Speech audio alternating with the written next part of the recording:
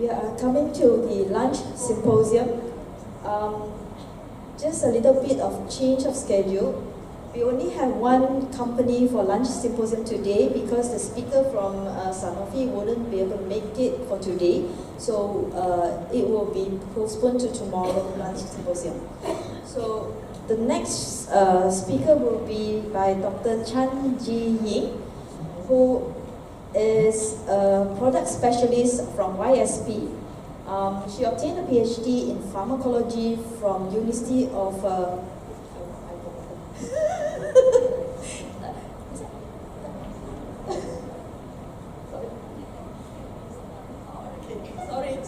from University of Minnesota, USA. She's going to talk to us with the topic of a new approach to prevent recurrent UTI, bacterial anti-adhesion against Uropathogens. Dr. Chan, please.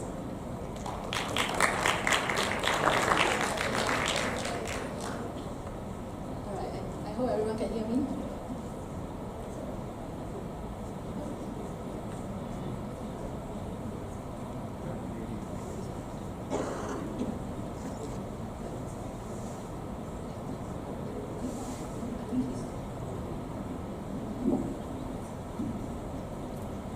Okay, so good afternoon, ladies and gentlemen. So before the lunch break, I would like to introduce something new on behalf of YSP and also Pharmatogas. So just bear with me, I know you are hungry and tired right now, so it will be a quick half-an-hour talk about this approach that we're trying to introduce. So this is a new, I would say a new approach that is used for recurrent UTI, and what it has, the property is called the bacterial anti-adhesion against the Uropathogens. So first of all, I would like to start with some statistics worldwide. So urinary tract infection, probably all of you are very familiar with. This is the most common bacterial infection in women. That accounts for 25% of all infections. So probably half of the women here probably are very familiar with this problem. 1 in 2 women will develop at least one UTI in their lifetimes. So what is really troubling is not the UTI itself, it's the recurrence. So 25% of these UTI cases will develop into recurrence. And how we define recurrence is 2 episodes in the past 6 months or 3 or more episodes of infection in the past 12 months. And that is by the guidelines of how we define recurrence UTI. So if we turn it into a number, that is about 6% of the population, 2 million of women in the UK, 200 million worldwide. So that is actually a pretty high number that we do. So how about in Malaysia? So this table, as you can see, is actually based on the Malaysian population in 2017. And let's see if I can bring up the So as you can see in this figure, women is definitely much more prevalent compared to the men. And we can also see a trend that increases with age. So as you get older, these cases are much more frequent in older women.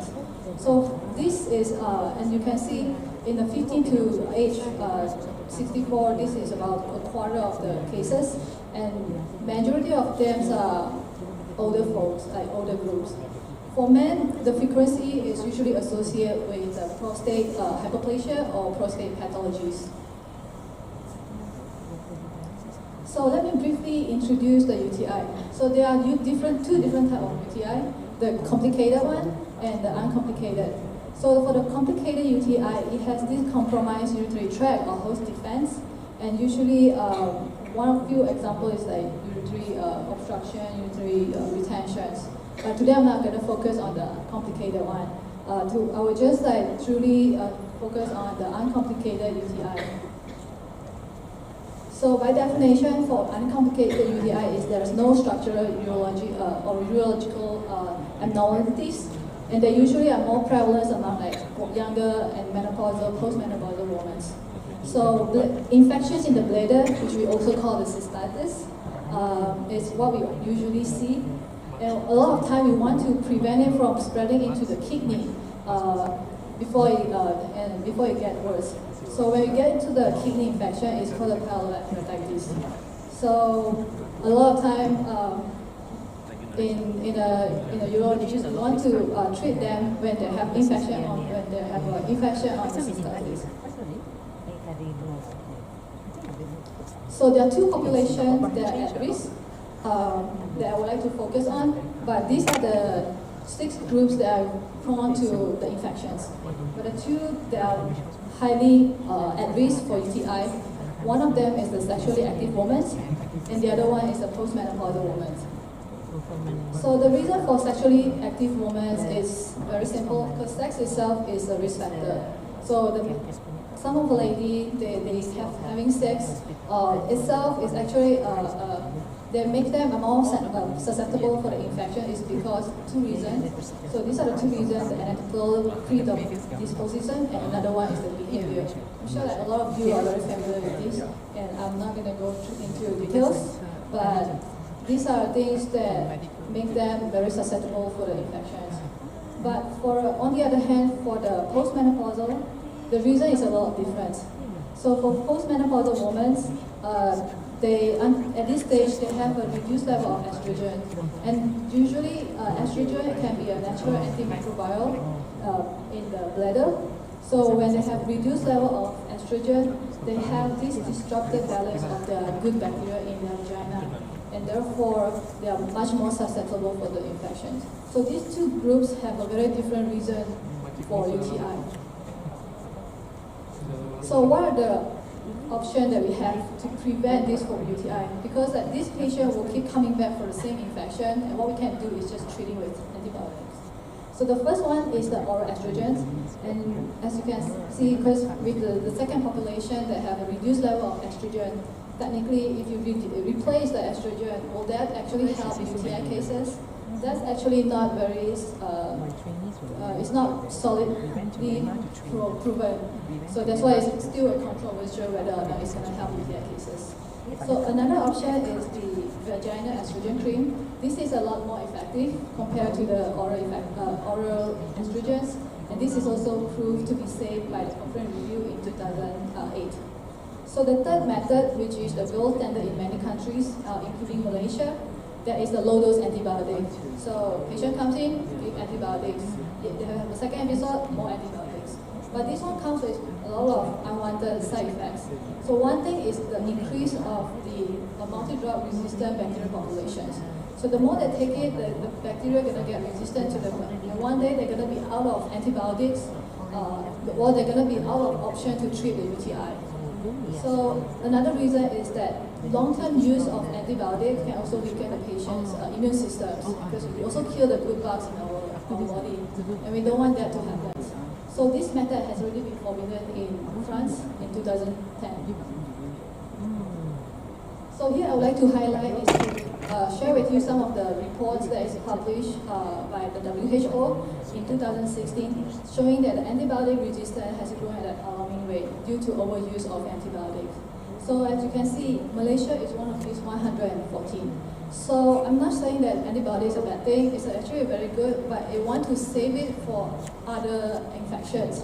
Like UTI, if we have other options to prevent it, it's actually it's actually will be beneficial to the patient.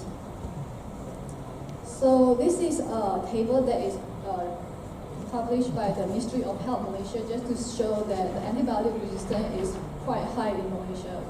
So here I would like to highlight 3 commonly used antibiotics in Malaysia, and we can see it's up to 25% of the bacteria are resistant to the antibiotics. So let's say if we don't pay attention to this number, one day it might reach 65% or more, like ampicillins. So another thing that I want to highlight here is nitrofurantoin.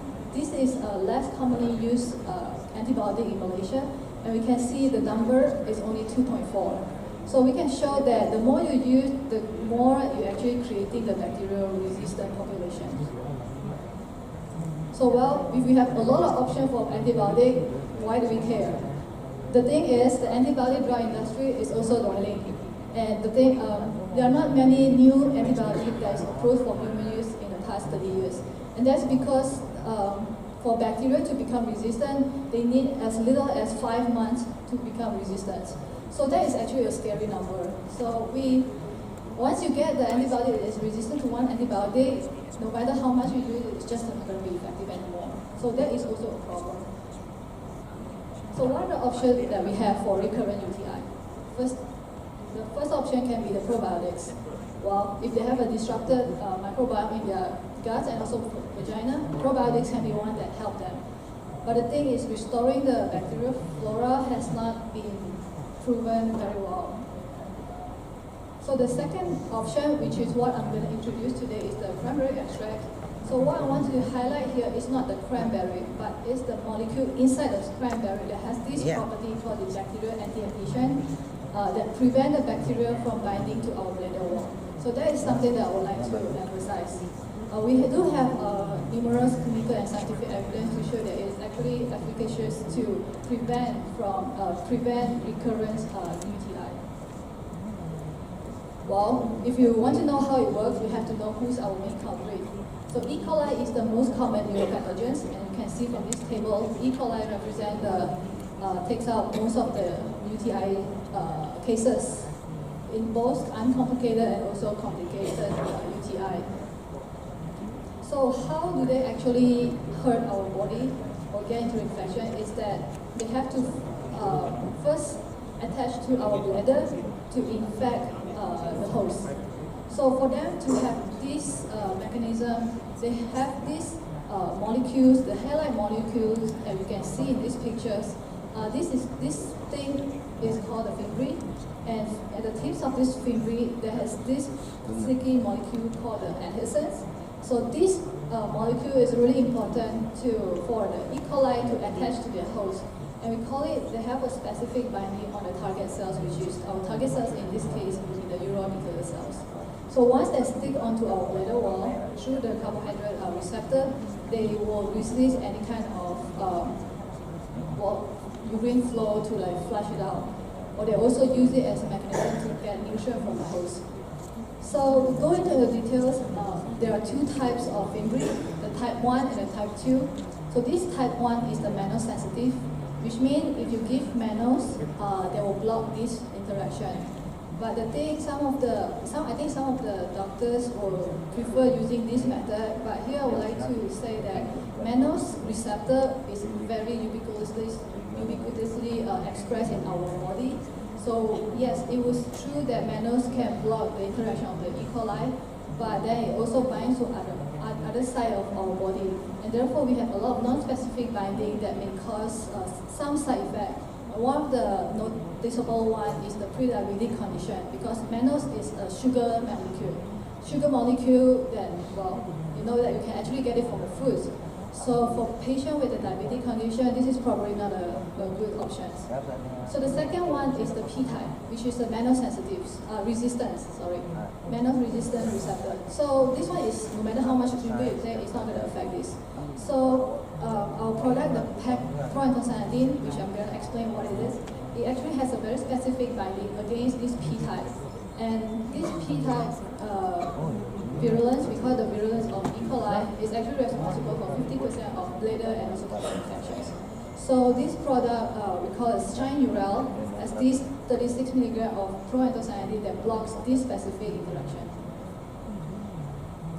So here I would like to show how the biofilm works. So a lot of time biofilm is responsible for the persistent infections. So how they started is the attachment. So the bacteria have to first attach to the bladder wall. Once they get onto the bladder wall, they will start to aggregate and form these layers of aggregates. So once there's reached certain thickness, this will serve as a reservoir and spread throughout the organs. So usually we want to break this cycle, and we don't want them to reach this stage. Because once it reaches this stage, it will be responsible for the persistent infection, and that's why recurrence. Besides, it is also associated with antimicrobial resistant population. So usually when you have a biofilm that is resistant to antibiotics, we have these two layers, the extracellular matrix. This is actually the extracellular matrix. This one will serve like a layer to block those antibiotics from penetrating into the inner layer. So over time, this will resistance to the antibiotics. So this is also associated with antibiotic-resistant populations. So ideally, we know the cycles. We block the bacterial adhesions, we can block the infection. So that is our goal. And what I want to introduce here is that this product, Shine can prevent the bacterial adhesion. So this slide is probably my favorite part, is that, well, because the Shine Urel, it blocks the adhesion. What is good thing about it, it doesn't kill the bacteria. So if you don't kill the bacteria, you don't create the resistance. So it just prevents the adhesion, and therefore the bacteria cannot multiply and to cause infections. So when you drink a lot of water, it can flush out in our urine stream. So that's why we recommend a patient to drink a lot of water after taking this. So now into the product. So this one is made from a cranberry juice extract that contains 36 milligrams of PAC, pro-anti-adhesion. So I'm going to go into details like what is this PAC. So this is our active ingredient, and this number, 36 milligrams, is the dosage that we use to have daily efficacy. So I'm going to start a little bit with the history, like how we actually evolved from just a fruit into a modern product. So it started as a cranberry fruit itself because it's actually medicine. It's been used as a medicinal as a medicinal product by the American Indians for over 75 years. So these American Indians not only use it as a healthy food, but they also apply it on their ulcer and also their wound. So there are many benefits of taking like cranberry, but the most significant one of the health benefit is to maintain the urinary tract health. And the first study that have been reported in the medical literature is as early as 1900. So how's the evolution going to start? So at the beginning, it was first thought that the organic acid inside the cranberry that is killing the bacteria. So they drink cranberry juice, they thought it's the acidity that is killing the bacteria. But then this is disproved already. In 1950 by this group, Bodel, it's already been published. But the same effect, they keep seeing that the observation that is beneficial to the patient, they keep seeing the benefits. Where in 1980s, the researcher, will you be able to bring up the slides?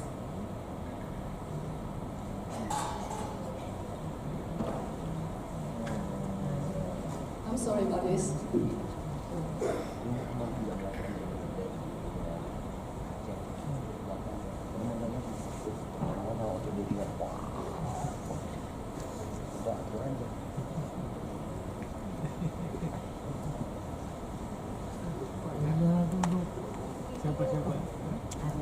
Seberang ya, seberang biasanya.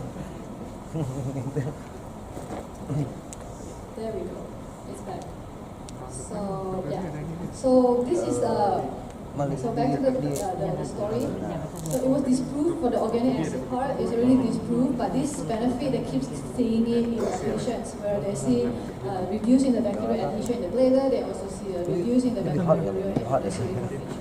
But then this remains as a myth until the 1998. This molecule called pro-anthocyanidin was discovered by the scientist, American scientist called Dr. Andy Howell. She discovered that the molecules called the pro-anthocyanidin inside the cranberry has these bacterial anti-adhesion effects. So at that time it was like a big news. She published the findings in the New England Journal of Medicine, and the CNN was like reporting it because it was one of the biggest topics at the time. So now we go back to the active ingredient, pro-anthocyanidin. So PAC, what is PAC? So PAC is a polyphenol molecules that can be found in many plants and also some foods. Well, just to say, it can also be found in chocolate, wine, and tea. But there is a little bit difference in their molecule structure that will have a very different outcome. So PAC is produced by the cranberry plant under the stress. So there is antibacterial, so antifungal benefit for the plant. So the PAC itself is has this tartness. So it gives the cranberry its astringency. So if you just taste the PAC itself, it doesn't taste very good. So as I mentioned, like wine and tea and chocolate, they also contain PEG. If that's the case, why not just drink wine, tea, and chocolate, and we'll have the same effect to prevent UTI? But the answer is that is not true. I'll be happy if that is the case, but that is not true. And that's because the very specific type of the PEG in cranberry, called the type A, they actually, the difference between the rest of the PEG, which is type B, that can be found in a grape and chocolates, the only difference between the two is the bonds that they use to bind the molecules. So this subtle difference make it has a very, very different outcome. So only the PEGs that has these double bonds, which is called the PEG A, has these anti-adhesion properties. If you have the PEG B, unfortunately, you don't have that outcome. So this is the human studies that we give the patients cranberry juice and also grape juice, apple juice, green tea, and dark chocolate. And then we compare it with the cranberry juice. And then we collect their urine and see what they have for the bacterial anti-adhesion activities. And we found that only the cranberry juice has that outcome. So here I would like to show that the PEG itself that can be found in cranberry is recognized by the European Medicine Agency. As you can see that here on their report they say that the mode of action of pro-anthocyanidin is intended for the use for prevention and also treatment of UTI. So now back to the product. This cranberry science can be a bit complicated. It's not as direct as drinking the juice itself and you can benefit from it. If that's the case, then everyone can be a doctor for UTI. The thing is, we have to base on these 4 pillars. So this is the things that we can use to ensure that it has that quality. So the first one is the species that we use, the method to use to quantify the active ingredient, and also the minimum dosage we need to have that bacterial anti-adhesion effect. And also the last one, bioactivity. So later on the few slides, I'll go into details like why are they so important. So the first one is the method that we use. So as I say, method is a way to measure the content of the PEG. But then here we can show that 4 different methods that we use to measure one single product, the readout is different. And there are actually 5-fold difference in terms of their PEG content in the same samples. So just saying that there is a tendency that can lead to inaccurate reporting of the PEG content, and this is very misleading. So we want to avoid that, and so therefore we use this method, DMAC, to measure the PEG content. So the other one is the dosage. So how do we determine that 36 milligram is the right dosage? So this is a clinical study given to the patient, placebo, half a capsule, which is 18 milligram of PEG, 1 capsule, 36 milligram of PEG, and also 72 milligram. And then we collect their urine and measure what is the activity. And so here we can see that Uropathogens is usually the big cells, and the green are expressed as E. coli. So you can see in the placebo, the E. coli bacteria will naturally bind to those cells. So as you increase the dosage of PEG, you can see the attachment has reduced dramatically with 36 milligram of PEG. So suggesting that this is the minimum dosage that we need for the efficacy. So you can probably have a better look on this figure. So this is the pharmacokinetics for the drugs. And as you can see, placebo, half a capsule, 1 capsule, and 2 capsules. At 6 hours, they reach their maximum outcome. And the 1 or 2 capsules, they have a very comparable efficacy. But for 2 capsules, their effect lasts a lot longer compared to 1 capsule. So, but based on this data, their effect will wear off after 1 day. So that's why we also recommend them to remain this outcome. 1 capsule a day is the gold standard. So a few things I would like to highlight here is that not all cranberry products are the same. So now we compare urea versus other cranberry products we can find in the market. And we found that if you're looking at the PEG content, not all of them contains 36 milligram of PEG. And obviously, if you don't have that dosage, you don't have that efficacy. So another one that is the bioactivity of the product. So here we are comparing these 6 products that contains 36 milligrams of PEG. So let's say they all have the same amount of PEG. Are they all going to be the same outcome? Do they all have the same activity? The answer is not true. Because the Ural, we make sure it's active. In this sense, when we say it's active, it's also soluble. Because PEG can exist in 2 forms. One is in a soluble form and the other one is insoluble. So the soluble form of PEG can be taken out by the body very easily, but unfortunately the insoluble one sticks very firmly to the cellulose and also the plant cell wall. And so when we eat it, we do not have the same outcome as the soluble PEG. So this is one of the studies to show that there are differences between the 2 types of PEG. So this is a better comparison comparing the 2 different products. So a lot of time this soluble PEG can be taken from the juice, while a lot of the insoluble PEG is taken out from the residue of the cranberry fruit. So here we show that so usually if it's a soluble PEG, you will actually pick at around 6 to 8 hours, and we see that in this case with Ural. But we compare to other product that is made from the skin, and we also call the pressed cake. The effect is not as significant compared to the juice-based extraction. So this is probably a few things that we want to pay attention to. Okay, so this is probably a last slide for the analysis. So this is actually, because I'm actually a scientist-based background, so I am actually more excited when I see this kind of analysis. But just to go through very quickly, this is a multi-dose analysis by mass spec. So what we want to compare is the difference of the 2 different PEGs from 2 different sources. So one is from cranberry and the other one is from rapeseed. And through this analysis, we can tell the difference that they are not quite the same, even though they are PEGs. So one is PEG A and the other one is PEG B, and only the PEG A has the outcome. Well, just to recap, the efficacy that we want to reach here is to prevent a recurrent UTI. And we base on the 4 pillars. One is the species that we use because it has the highest PEG A, the highest amount of type A PEG. And then the other one is the method that we use. And we make sure that we have 36 milligrams of PEG to have that activities, and also the solubility of PEG that we use to ensure that the activities is actually present.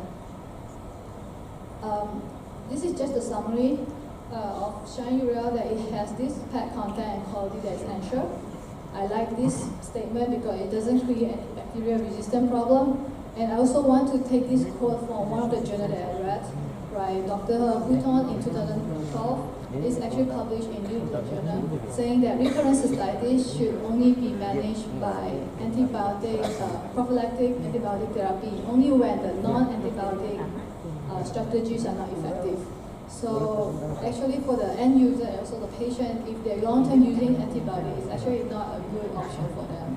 We know that antibiotic is is a powerful drug for infection. Last but not least, I would like to show this product is actually available in other countries as well. These are some of the countries that are currently selling it. Some of them is under Ural, some of them we also marketed as Adderall. The dots that is shown in yellow, those are where we registered the product as herbal medicine, traditional herbal medicines. So how we do, in Malaysia is also one of them, and how we do it is it's between the supplement or medicine. So it's not quite a medicine, but it's not the supplement. So this is some of the information. And how about in Malaysia? So these are the list of hospitals that we are currently using in Malaysia. And with that, I'll take any questions. Oh, just to let you know that we have a booth in the lunchroom. If you have any questions, doubts, concerns, feel free to drop by. We have people to help you with anything. Thank you.